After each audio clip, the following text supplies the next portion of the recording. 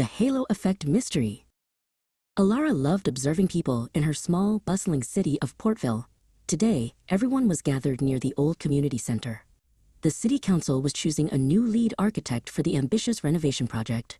Alara watched with keen interest. She knew a good building started with a good choice. A sleek black car pulled up.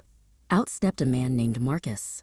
His suit was perfectly tailored, his shoes shined like glass, and he had a confident, friendly smile. He looked like the definition of success. The 3 council members waiting immediately straightened up and rushed over to shake his hand. Alara watched Councilwoman Ms. Vera beaming. What an impressive presence, Alara heard her whisper to the mayor. He must be meticulous, organized, and certainly a brilliant leader. You can just tell. Just from the way he looked, the council members had already decided he was the best choice for everything. An hour later, a second candidate arrived. His name was Liam. He wore simple jeans and a slightly wrinkled shirt, and there was a smudge of graphite on his cheek. He carried a large, rolled blueprint that looked well used. He approached the center entrance alone, head bent over his phone, checking a note.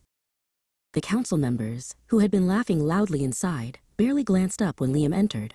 Alara crept closer and listened to the discussion.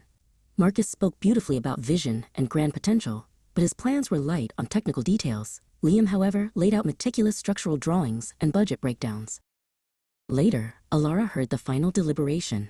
Ms. Vera said, "Marcus just feels like the leader we need. His presentation was inspiring. Liam's plans were solid, but he lacks overall polish. You can't trust someone who doesn't pay attention to detail in his own appearance to manage a multi-million-dollar project." Alara shook her head, confused. Liam had shown better attention to technical detail.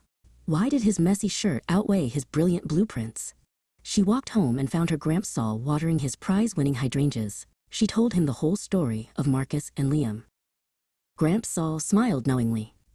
"Ah, Alara," he said gently, "what you observed is called the halo effect. It's when one positive trait, like Marcus's sharp suit and confidence, creates a halo that makes us assume all his other traits are positive too. Organized, brilliant, meticulous.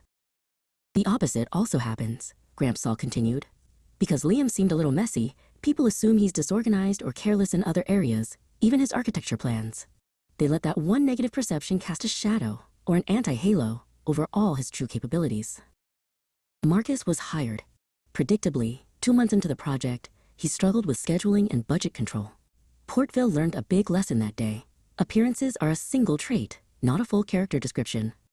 Alara closed her notebook, understanding that solving the halo effect mystery required looking past the shine and studying the actual light within.